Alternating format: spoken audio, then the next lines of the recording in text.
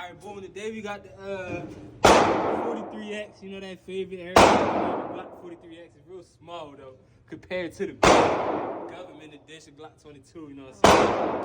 You see the big difference on the Glock 22, man, from the Glock 43X though. What's these, 9 mils?